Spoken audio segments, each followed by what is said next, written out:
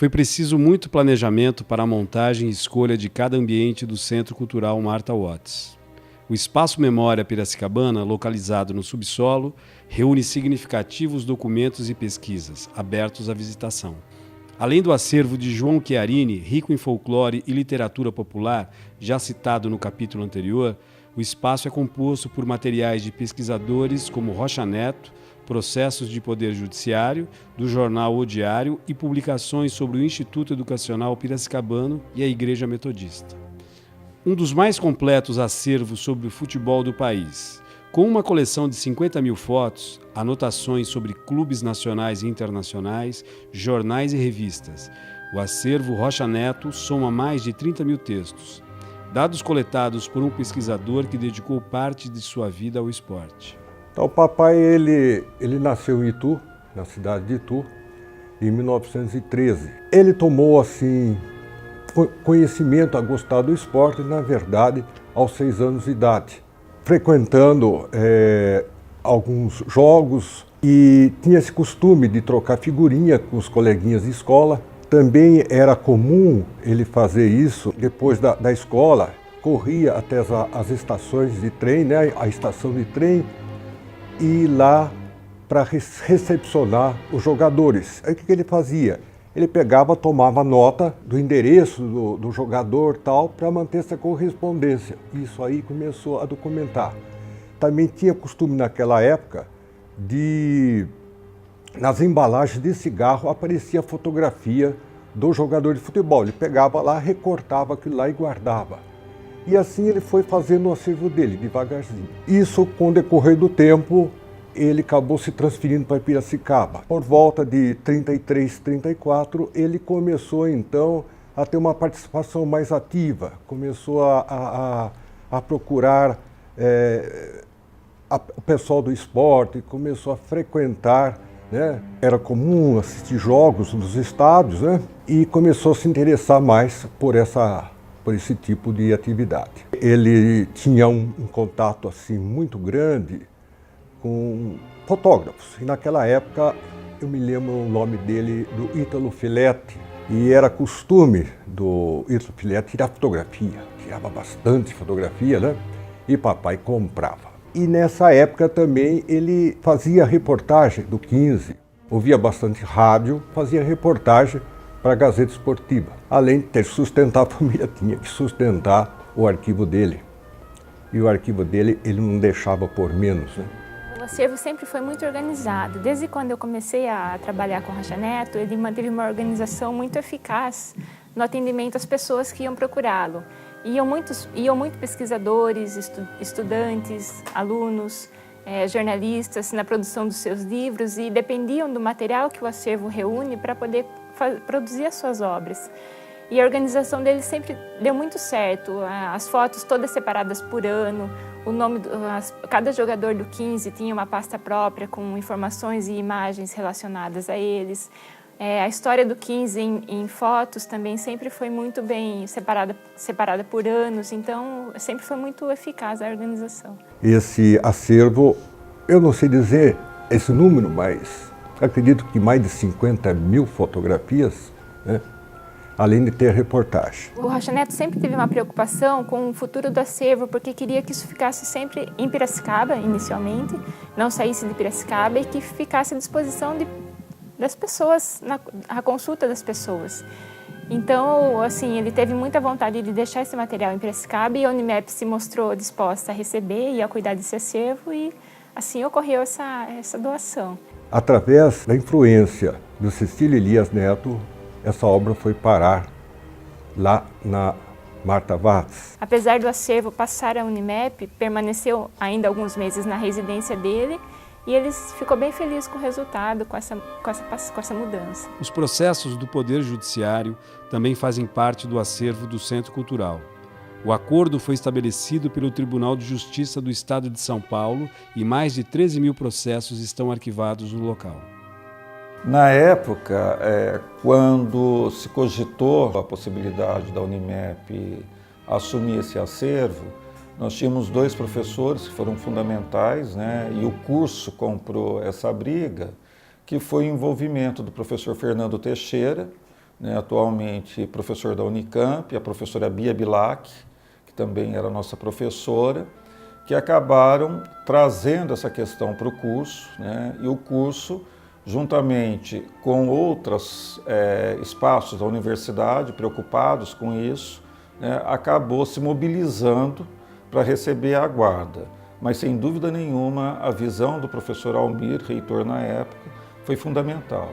Então, o acervo do judiciário é um patrimônio muito rico, são processos que falam de uma visão de mundo, né, porque ele pega do meados do 19 até o início do 20, então ele fala de uma cultura, de uma cidade de Piracicaba, de valores culturais da época, de representações em relação ao direito da mulher, à liberdade, a costumes.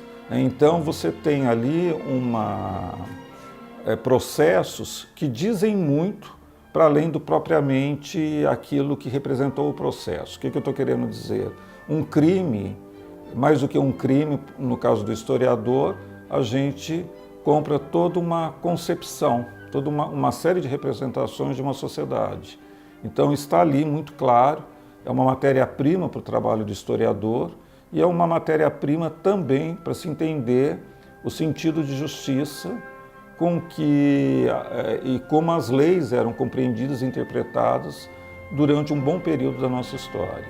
De 1935 a 1992, circulou em Piracicaba o jornal O Diário e toda a sua história está arquivada no Espaço Memória. O Diário, que era um jornal publicado em Piracicaba, que chamou-se inicialmente O Diário de Piracicaba e tempos depois, quando passou a ser um jornal regional, foi denominado O Diário. Este jornal ele foi fundado em 1935 e circulou durante 58 anos.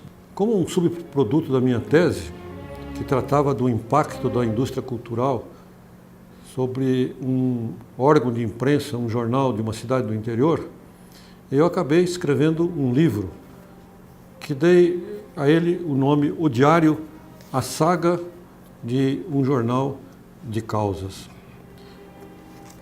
E aqui eu conto a história desse jornal. No início do livro eu faço uma citação na introdução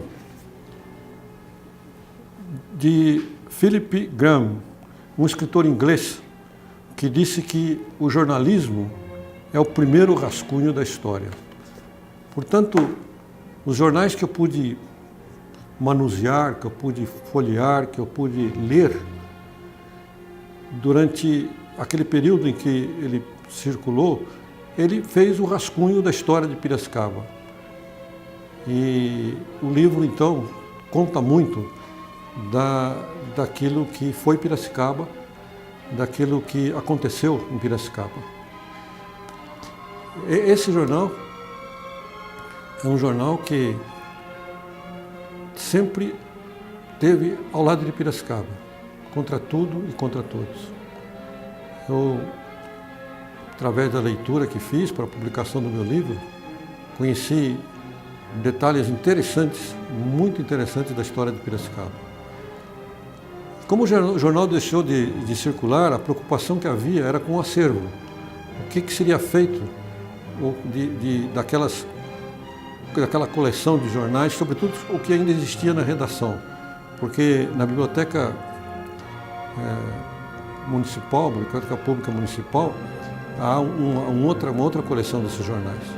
E aí nós começamos a trabalhar junto com o jornalista Cecília Elias Neto, junto a outras pessoas, para que esse acervo fosse destinado para a Universidade Metodista de Piracicaba e colocado ao lado de outros acervos no Centro Cultural Miss Martha Watts. Isto foi uma vitória, conseguimos preservá-lo e acho que ele está muito bem acolhido, muito bem conservado E, por certo, isto que eu chamei inicialmente de primeiro rascunho da história, naquele período em Piracicaba, encontrada no jornal, vai servir de fonte durante muito tempo para pesquisadores, para professores e estudantes que queiram conhecer mais de Piracicaba. O Museu Professora Jair de Araújo Lopes, que ocupa 70% da área do prédio, abriga o acervo de objetos, documentos, móveis e fotografias ligados à história do Colégio Piracicabano. Todos os objetos, tudo foi muito bem guardado, muito bem escondido, né? A gente até comentava sobre isso. A professora Jair tinha esse cuidado, né? De conforme a modernização da universidade, do espaço que precisava abrir, né? Para o que era moderno, a universidade, as classes, ela tinha a sensibilidade de guardar, né? Os objetos que ela achava e pelo critério dela tinha valor, e que de fato tinha, né? Então, isso para mim era muito forte, assim, essa sensibilidade da professora Jair, né? Ter esse cuidado de cuidar, né? De preservar e de sentimento mesmo, né? E eu tive contato com a professora Jair na ocasião, acho que uma, duas vezes só, em alguma solenidade do Colégio Piracicabano, no aniversário. Mas o que mais me sensibilizou e me deixou, assim, até hoje, com muito sentimento, é a morte dela, o falecimento. Que eu me recordo que foi com muito pesar, com muita tristeza que nós recebemos a notícia. Nós acompanhávamos a vida dela à distância, mas sempre com muita proximidade, muito próximo de nós. Mas quando ela faleceu, eu, né, que fui na casa da filha dela pegar uns pertences para compor o acervo, que tanto ela teve o cuidado de preservar. Então, essa energia, esse sentimento, assim, me mexeu muito comigo. O Centro Cultural Martha Watts se tornou um espaço de múltiplas atividades culturais, de pesquisa, monitorias e preservação de acervos históricos significativos de Piracicaba e região. A família sente-se muito agradecida a Martha Watts. E outro que é importante, que papai sempre dava valor a isso. Ele queria que o arquivo dele fosse de utilidade pública, servisse para a comunidade, para o público em geral, pudesse pesquisar, pudesse ali. E a Martha Watts, ela oferece todo esse serviço. A gente, sou muito agradecido a Martha Watts por essa iniciativa, por essa aquisição desse título. A importância do Centro Cultural Martha Watts, ele hoje, inegavelmente, está aí na cidade, as pessoas conhecem, visitam, então você tem um acervo que não é só de exposição. Acho que a grande riqueza são justamente os arquivos que a Unimep acabou acolhendo ao longo dos anos. Eu falo que trabalhar com a memória é muito mágico, porque você não trabalha só com um objeto, você não trabalha só com um acervo, você trabalha com algo muito mais além disso, que é algo que foi muito importante para uma pessoa, né? E isso eu sentia muito aqui no museu.